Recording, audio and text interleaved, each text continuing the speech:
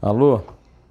Sexta-feira, 14 de fevereiro de 2020, venho aqui cumprir meu compromisso com você. Um vídeo por dia, de segunda a sábado, uma folga no domingo, certo?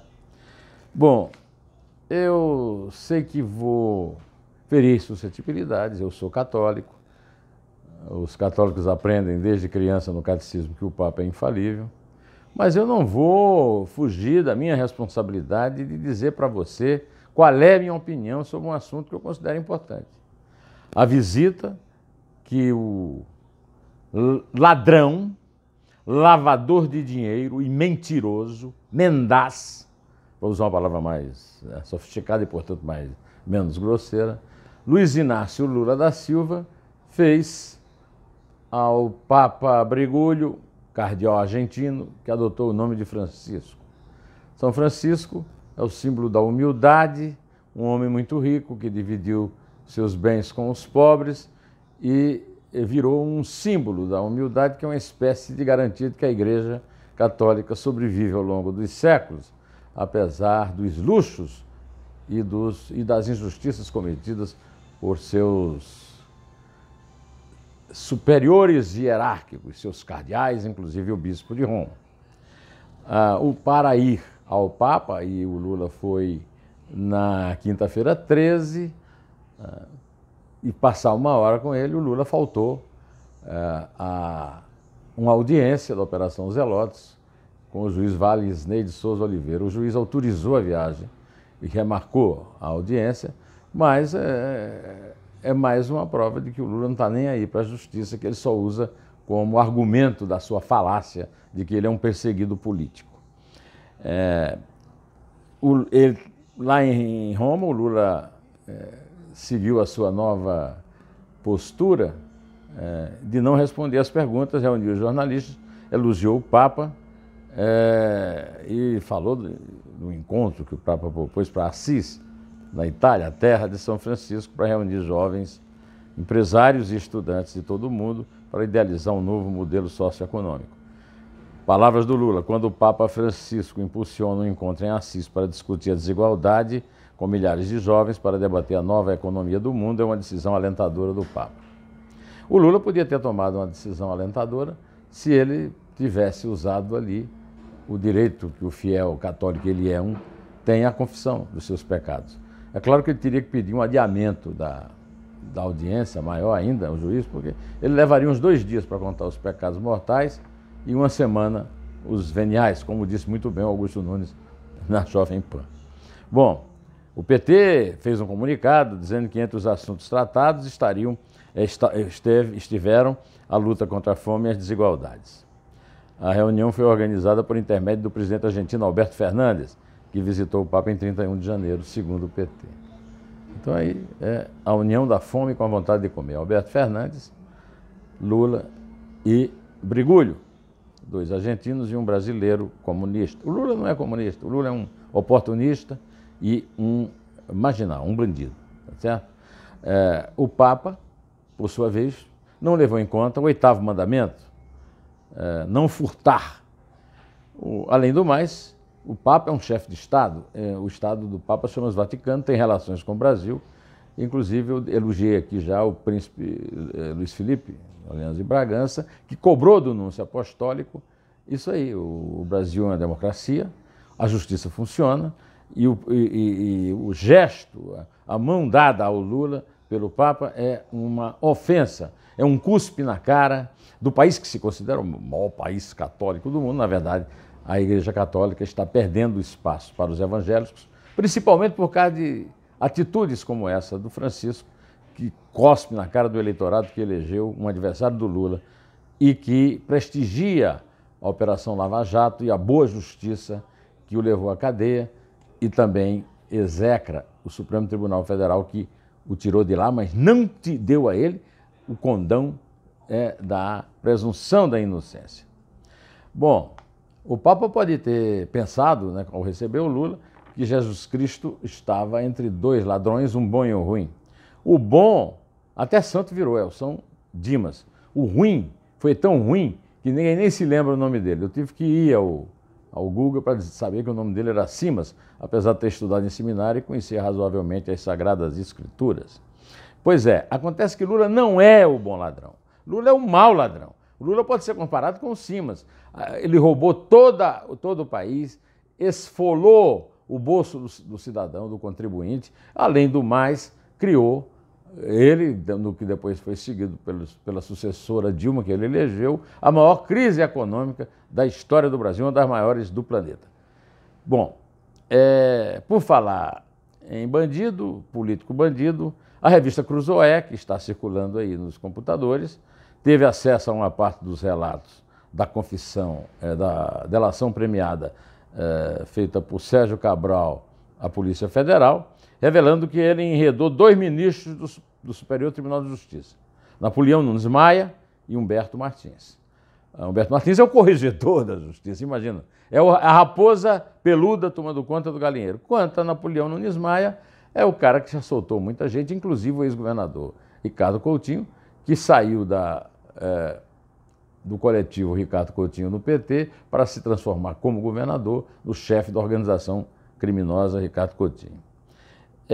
Com base no que diz ter ouvido de Orlando Diniz, Sérgio Cabral afirmou que a contratação do escritório do filho de Humberto Martins teria por finalidade obter uma decisão favorável de Napoleão Nunes Maia Filho. Eu quero lembrar que no caso do Ricardo Coutinho também o presidente João Otávio Noronha teve os filhos contratados para defender Coriolano Coutinho, irmão de Ricardo Coutinho, e por isso ele não pôde soltar como pretendia.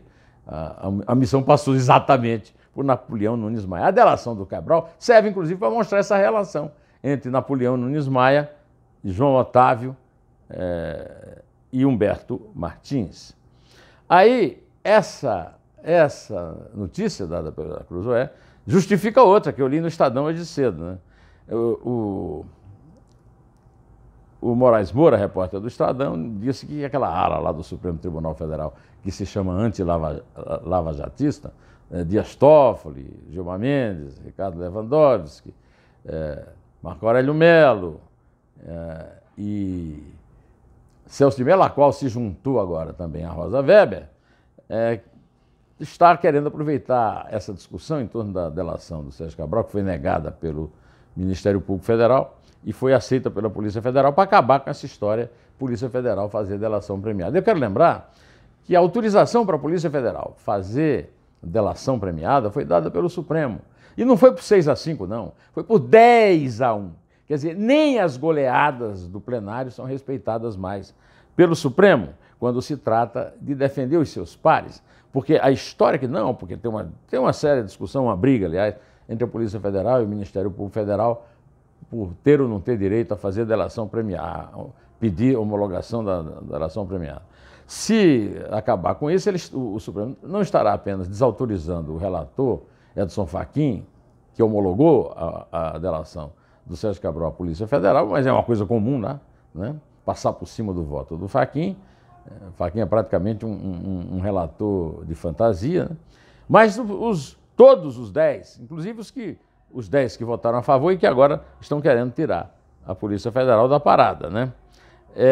O que acontece é que essas explicações todas não contêm a verdadeira. A verdadeira é a citação de ministros dos altos tribunais na delação de Sérgio Cabral, que começa uma temporada de delação do Poder Judiciário e eles querem evitar com a parceria, com a cumplicidade do Procurador-Geral da República, Augusto Aras, que já recorreu da decisão de homologar a delação de Sérgio Cabral, feita pelo Edson Fachin. Eu estou acompanhando o noticiário e tem se falado muito em gestão para justificar a substituição de Onyx Lorenzoni pelo general Braga Neto, da Ativa, chefe do Estado-Maior do Exército, portanto comandante, né? Na Casa Civil do Bolsonaro, e a ida do Onyx para o Ministério da Cidadania, voltando às Terra, herança de Temer no governo Bolsonaro, para a Câmara. Eu acho que tudo bem. O Onyx Lorenzoni não se deu bem na Casa Civil, é bom que ele seja substituído. Agora, E para a cidadania, que é um ministério importante, aí já é um prêmio pela gratidão da sua fidelidade ao Bolsonaro. Eu queria somente dizer a vocês que eu estou aqui esperando até quando o Braga Neto vai se manter fora do alcance das fogueiras amigas que serão ateadas pelo guru de Virgínia e pelo vereador do Rio de Janeiro. A experiência mostra que, normalmente, os inimigos, né, do autoproclamado filósofo e dos filhos amados do presidente não costumam não costumam ficar muito tempo nos seus postos, nos quais eles gostariam de estar aboletados, né? Eu quero responder a um dos meus 355.970 e tantos inscritos, o Henrique César Mendes, que eu critiquei aqui os 70 contra 1 na morte de Adriano Magalhães da Nóbrega, e ele disse que o cara era especialista em tiro e combate e tinha que ser morto. Desculpe, 70 contra 1. Você tem certeza que você queria realmente argumentar assim? Daí eu não tiro a razão do Flávio Bolsonaro de definir a execução de Adriano Magalhães da Nóbrega em Esplanada, por onde passou Antônio Conselheiro, aquele do sertão vai virar mar, o mar vai virar sertão. Um brutal assassinato. E Shizu Matsubara, outro dos meus inscritos, a quem agradeço a companhia aqui no meu canal, comemorou a morte do Adriano como vitória da sociedade. E eu quero dizer o seguinte: essa teoria de que bandido bom é bandido morto, ela atende a uma vingança, a lei do talião, aquela história da antiguidade. Não atende à civilização. Existe justiça para punir quem delinque, né? E acontece o seguinte: a morte do Adriano é menos um bandido vivo, que mantém vários outros bandidos piores, mais importantes, vivos e impunes. Ou seja, o Adriano não vai falar. O Adriano não vai contar o que sabe porque morreu. É muito oportuno e muito oportunista partir para essa de bandido bom é bandido morto para livrar a cara de outros bandidos. Eu quero, antes de terminar, também lamentar a decisão do desembargador Rogério de Oliveira Souza, do Tribunal de Justiça do Rio, determinando a volta de 2 deputados punidos pela Lava Jato para atuarem na Assembleia, na famosa LERJ, e usando como argumento que está respeitando quem votou neles. Quer dizer, além de ser roubado e beber água fedorenta, o Fluminense ainda é usado como pretexto para proteger e privilegiar bandido. É o fim da picada. Outra lamentação é do nosso Gilmar Mendes, que soltou o senhor, o Laranja, o sobrinho do marido da irmã do Ricardo Coutinho, Laranja do Ricardo Coutinho. Agora, isso é normal.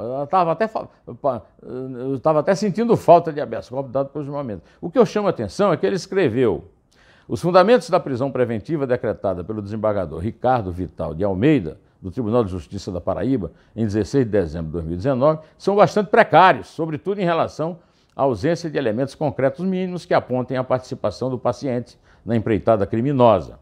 Ou seja, para Gilmar e os seus asseclas no Supremo, que eu já citei, não vou repetir, bandido sempre tem razão e proteção. Agora, o que ele introduziu, o que aliás ele tem feito, mas eu não tinha ainda chamado a atenção, mas vou chamar, é falar mal dos juízes que exercem a função social de punir, e certamente não é por inveja, é por decisão de se proteger e proteger outros bandidos da cúpula à qual ele pertence. Direto ao assunto, em té, e só a verdade nos salvará.